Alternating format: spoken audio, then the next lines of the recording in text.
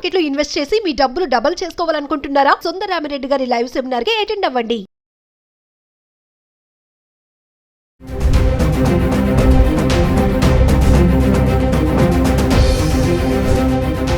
నమస్తే, welcome back to Suman TV. చదువుకున్న వాళ్ళకి జాబ్స్ లేవు, అలానే బిజినెస్ చేసే వాళ్ళకి వ్యాపారం సరిగ్గా లేదు. మరి ఇప్పుడు ప్రజెంట్ సిచ్యువేషన్లో చూసుకుంటే ఇంటి అద్దె వ్యాపారం అనేది చాలా లాభసాటిగా నడుస్తుంది. అంటే సొంత ఇల్లు ఉన్నవాడు కోటీశ్వరుడు. మరి హైదరాబాద్లో ఇంటి అద్దెల ప్రభావం ఎలా ఉంది? కరోనా తర్వాత ఆర్థిక పరిస్థితులపై చాలా ప్రభావం పడింది. ఇప్పుడు వస్తున్నటువంటి ఐటీ కంపెనీస్ వీటన్నిటి అనుగుణంగా హైదరాబాద్లో ఇంటి అద్దెలు చాలా పెరిగిపోయాయని చెప్పుకోవాలి. మరి వీటిపై మంచి సమాచారం అందించడానికి మనతో పాటు ఉన్నారు business analyst doctor Nandi Rameshwar Rao గారు. నమస్తే సార్.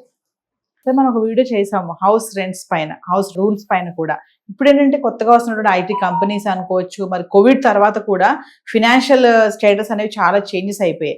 మరి ఇప్పుడు ప్రజెంట్ హైదరాబాద్లో రెంట్లు చూసుకుంటే హడలెత్తిస్తున్నాయి అనమాట. ఎందుకు అంటారు ఇదంతా చేంజెస్ రావడం? వీటి వల్ల మరి ఎలా ఉంటుందంటారు ఫ్యూచర్ కూడా? ద్వాపర యుగం, త్రేతాయుగం, కలియుగం. కలియుగంలో జరుగుతున్న ఎప్పుడు అంతమంది యుగాల్లో జరగలేదు. ముఖ్యంగా నేను చెప్పేది ఏంటంటే, ఈ రేట్లు ఎందుకు పెరుగుతున్నాయంటే demand supply, standard law of attraction. So ఒక 50 సంవత్సరాల ముందు ఎంత ఉండేది మన పాపులేషన్? 30 crores, 40 మేబీ ఎంత ఉండేది.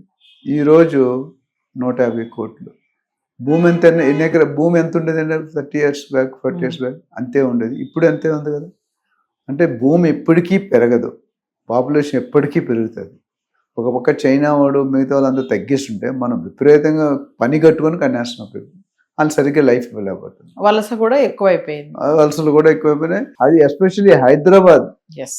ఒక పక్క గుడ్ అనుకున్నా, ఒక పక్క బ్యాడ్. ఎందుకంటే ప్రతి ఒక్కరు కూడా, ప్రతి కమ్యూనిటీ, ప్రతి స్టేట్, ప్రతి సిటీ, ప్రతి కంట్రీ వాడు కూడా మన దగ్గర వచ్చి సెట్ అవ్వాలనుకుంటారు. హైదరాబాద్ లో ఉంటే ఎలా బతికేయచ్చు. హైదరాబాద్ లో ఉంటే 10,000 తెచ్చుకున్న బతుకోవచ్చు. ఒకప్పుడు బాంబేకి ఉండేది ఈ స్టైల్. ఫుట్పాత్ మీద అమ్ముకునేవాడు కూడా మంచి బిజినెస్ చేసేవాడు. ఇప్పుడు స్లోగా బాంబే, బెంగళూరు, ఢిల్లీ అనేది కొద్దిగా కలకటా అనేది బాగా మెచ్యూర్, అంటే సాచురేటెడ్ అయిపోయింది.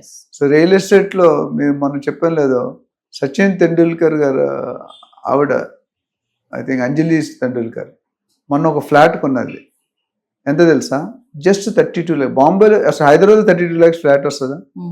కానీ బాంబేలో టాప్ మోస్ట్ ప్లేస్లో 32 lakhs పెట్టి బంపర్ ఆఫర్ అంట. కానీ అది ఎంత ఫ్లాట్ అంటే ఫ్లాట్ కాదు, స్టూడియో అపార్ట్, ఒక రూమ్ విత్ కిచెన్, 32 lakhs. అంటే ఏంటంటే బాంబేలో నాకు తెలిసి నరీమన్ పాయింట్ అనే ప్లేస్లో మనం 840 కోట్లు పర్ ఏకర్. మనం 100 కోట్లు పెద్ద అడవుడు చేసాం. 840 కోట్లు ఒక ఎకరం అంటే 4.18 acres, సమ్ 3,300 crores అంత 3,000 అమ్మారు. వైఎం సింగ్ రేటు పెరిగినప్పుడు రెంట్ పెరుగుతుంది. పర్చేజ్ రేట్ పెడితే ఏమైతే కన్స్ట్రక్షన్ రేట్ పెరుగుతుంది. కన్స్ట్రక్షన్ రేట్ పెడితే ఓనర్ ఎప్పుడు రెంట్కి ఏ బేసిస్ ఇస్తారండి? ROI, అంటే return on investment. First house మీకు ఉంది అనుకోండి, సెకండ్ హౌస్ కొనుక్కుంటే మీరు ఉండలేరు. అయితే మీ కూతురు కొడుకు వాళ్ళు లేదా రెంట్కి ఇవ్వాలి, చిన్నపిల్లలు. రెంట్కి ఇచ్చినప్పుడు వాళ్ళు ఏం చేస్తాడు? నేను 2 కోట్లు పెట్టి కొన్నాను, నాకు బ్యాంకులో ఏమైనా ఇంట్రెస్ట్ అయితే రాదు. మీరు కొనుక్కొని రెంట్లు తీసుకుంటే చాలా తక్కువ. ఎందుకంటే 1 కోటి రూపాయలు, సింపుల్ ఎగ్జాంపుల్, 1 కోటి రూపాయలకి ఒక ఫ్లాట్ మీరు కొనుక్కున్నారు ఎక్కడో కుక్కటిపల్లిలోనో పటాంజలిలో. ఎంత వస్తుంది రెంట్? 20,000 లేదా 25,000, అంతేనా? అంతకంటే ఎక్కువ రాదు. సరే 25,000 వచ్చింది అనుకుందాం. సంవత్సరానికి ఎంత వచ్చింది? 12 × 25, 3 lakhs. 1 కోటి రూపాయలకి 3 lakhs అంటే ఎంత పర్సెంట్ అమ్మా? 3%. That's highest. 2.5 to 3%. అదే కమర్షియల్ అయితే 6 to 8%. ఇక్కడ ఏమవుతుందంటే కాస్ట్ ఆఫ్ ల్యాండ్ పెరిగితే కాస్ట్ ఆఫ్ కన్స్ట్రక్షన్ పెరుగుతుంది, కాస్ట్ ఆఫ్ కన్స్ట్రక్షన్ పెరిగితే కాస్ట్ ఆఫ్ ఫ్లాట్ ప్రాపర్టీ పెరుగుతుంది. సో దానికి ఎక్కువగా ఈక్వేట్ చేస్తున్నారు. ఈఎంఐ అంటే తెలుసు కదా. సో అక్కడ ఏముందంటే నేను కొనుక్కున్న ప్రాపర్టీ 20% మార్జిన్ పెడతారు, 80% బ్యాంకులో తీసుకుంటారు. ఈ 100%కి వచ్చిన ఈఎంఐ ఎంత కడుతున్నాడో ఆ ఈఎంఐ అంత సేవ్ చేసి అక్కడ కలెక్ట్ చేసి ఇక్కడ కట్టు. కానీ వర్కౌట్ కాదు. ఎందుకంటే ఈఎంఐ 80 లక్షలు తీసుకుంటే 80,000 30 సంవత్సరాలకి, 20 సంవత్సరాలు. ఇక్కడ అంత రాదు. బట్ సమ్ 50% సెట్ అవుతుంది. సో ఇంకోటి ఏంటంటే, ఈ వలసల వల్ల కొత్త కమ్యూనిటీ పాపులేషన్ పెరగడం ఒకటి, వలసలు ఒకటి, మిగతా రాష్ట్రాల్లో మిగతా సిటీలో వచ్చి ఇక్కడ సెటిల్ అయిపోవడం వల్ల అవైలబిలిటీ ఆఫ్ హౌసెస్ ఆటోమేటిక్ తగ్గుతాయి. పాపులేషన్ పెరిగినంత దారుణంగా రియల్ ఎస్టేట్ పెరగట్లే కదా.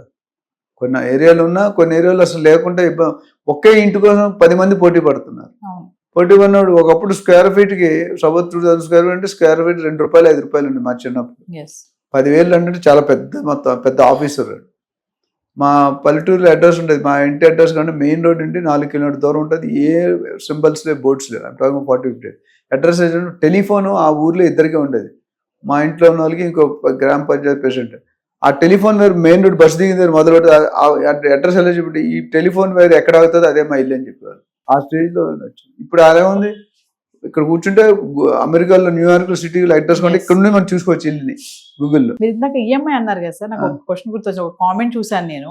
ఈ రెంట్ల వల్ల ఈఎంఐలు కట్టలేక చాలా ఇబ్బంది పడుతున్నాం. హైదరాబాద్ లో ఉన్నటువంటి రెంట్స్ ఏవైతే ఉన్నాయో, అంటే వస్తున్నటువంటి ఐటీ కంపెనీస్ మీద వలసలు అన్నారు కదా సార్, ఈ ఐటీ కంపెనీస్ స్టార్ట్అప్స్ కూడా పెరగడం వల్ల జాబ్స్ కోసం వచ్చే వాళ్ళు కూడా పెరిగిపోతున్నారు. దానివల్లే అంటే పాపులేషన్ పెరగడం వల్ల ఇంటి అద్దెలు కూడా పెరుగుతున్నాయి అనుకోవచ్చా?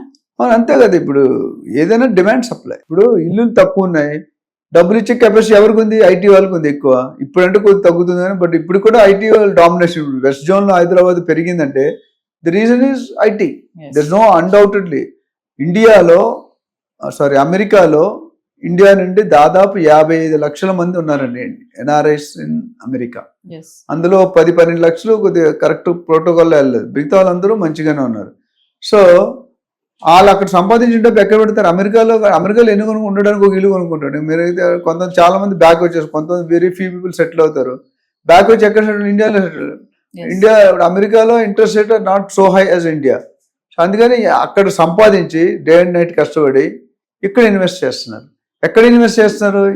ఇప్పుడు ఎవరైతే అందరూ ఎక్కడ పరిగెడతారో మనం అక్కడికే పరిగెడతాం. సో అందరూ లాస్ట్ 10 years గత ప్రభుత్వం ఎక్కడ పరిగెట్టారు? West zone. లేకపోతే 20 years బ్యాక్ నానగ్రామం కూడా అనేది ఎవరికి అన్నోన్ పర్సన్. మీకు తెలుసు అసలు పోచారం అనేది ఎప్పుడైనా విన్నారా? తెల్లాపూర్ ఎవరికి తెలుసు? Kolluru. 20 years back, 25 years back nothing was there. Today once they started, Chandrababu Naidu cyber city అనే సిటీని కనిపెట్టాడు. అక్కడ నుండి ఫైనాన్స్ డిస్ట్రిక్ట్, గచ్చిబౌలి, ఓవరాల్ ఇవన్నీ వచ్చేసి బాగా వెలుగు. So everybody is trying to invest. And అందుకే కొనేవాడు ఎక్కువ రేటు పెంచారు. హెచ్ఎండి ఆప్షన్ లో 100 కోట్లు చేశారు. అక్కడ లొకేషన్ బట్టి కూడా రెంట్స్ ఉంటాయి కదా సార్? లొకేషన్ బట్టి ఉంటుంది, ఏరియా బట్టి ఉంటుంది. ఇప్పుడు బంజారా హిల్స్ లో 3 bedroom ఫ్లాట్ 60,000-70,000 ఇస్తున్నారు. 3 bedroom 2,500 square feet ఉన్నట్టు 60,000-70,000. అదే మీరు కుక్కటపల్లికి వెళ్తే 20,000-25,000, పటాంజలికి వెళ్తే 10,000-15,000. సో ఏరియా అంతే ఉంటుంది. But style of builder, life style, community, amenities, facilities. ఇప్పుడు మనం కూర్చున్నాం, మా ఆఫీస్ ఉంది, మా ఇల్లు ఇక్కడికి 5 minutes దూరంలో అన్నీ ఉన్నాయి. సినిమాలు, సూపర్ మార్కెట్, ఏదైనా చూడండి. With in 5 kilometer diameter, 1-2 kilometer diameter అన్నీ ఉన్నాయి. అటు జీవికే ఉంది, ఇటు సినీప్లెక్స్ ఉంది.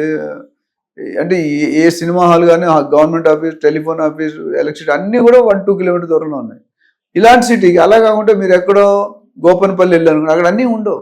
The area, the mass, the style of people, the segment of people, the core. అంటే నైబరింగ్ కూడా చాలా ఇంపార్టెంట్. ఇప్పుడు జనాలు ఎక్కువ వాల్యూ ఇచ్చే గేటెడ్ కమ్యూనిటీస్ ఏంటంటే నైబరింగ్ అండ్ ఎమ్యూనిటీస్ ఉన్నందుకు కూడా రెంట్లు ఎక్కువ అవుతాయి.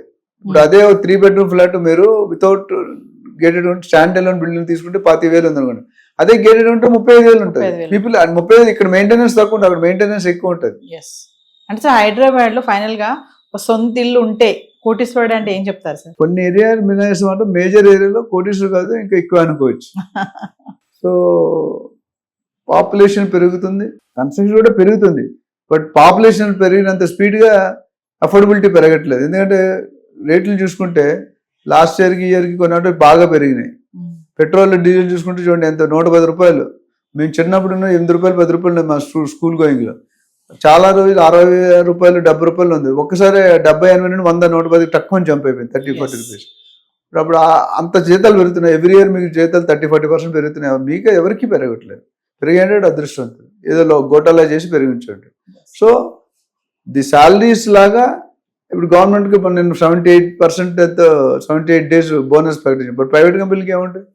దాని వెరీ తక్కువ, వెరీ రేర్లో కొన్ని ఫ్యూ కంపెనీస్, మిగతా కంపెనీలు ఏదో 5%-10% పెద్ద. బట్ ఇన్ఫ్లేషన్ వర్సెస్ ఇంక్రీజ్ అనేది ఇప్పుడు సూట్ కాదు. ఇవన్నీ కూడా రెంట్లు ఏంటంటే ఒకటి పాపులేషన్, ఒకటి వలసలో, ఒకటి న్యూ ఇండస్ట్రీ కమింగ్, అందరూ ఎవ్రీబడి అంటే development scope is there only to Hyderabad. ఆ విధంగా మనం పాజిటివ్ అనుకోవాలి. అందుకని సెకండ్ క్యాపిటల్ గా కూడా కన్సిడర్ చేస్తున్నారు సెంట్రల్ గవర్నమెంట్. అదే యూనియన్ టెరిటరీ సెకండ్ క్యాపిటల్ వచ్చింటే ఇక్కడ నుండి వరంగల్ వరకు కన్స్ట్రక్షన్ అవుతుందండి, అంత కావాలి. So Delhi is over blocked. So we have to wait and it is not a good sign, but in one way it's also good sign because we are being recognised in front of other. కానీ ఒకటి చెప్తాను, ఇప్పుడు కూడా బెంగళూరుకి హైదరాబాద్ పోలిస్తే Hyderabad is the most cheapest in real estate either rents.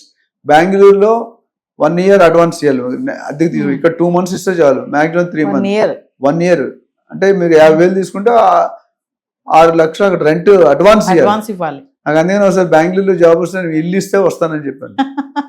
ఎందుకంటే మన లెవెల్లో 3 bedroom ఫ్లాట్ తీసుకుంటే 50-60 వేలు ఉంటుంది. నేను Yes. 50 వేలు అంటే 6 లక్షలు మరి రేపు ఖాళీ జాబ్ నచ్చడం ఖాళీ చేయలేం. 6 లక్షల కోసం ఉండాల్సి వస్తుంది. So real estate is going to grow and it continue to grow. Thank you.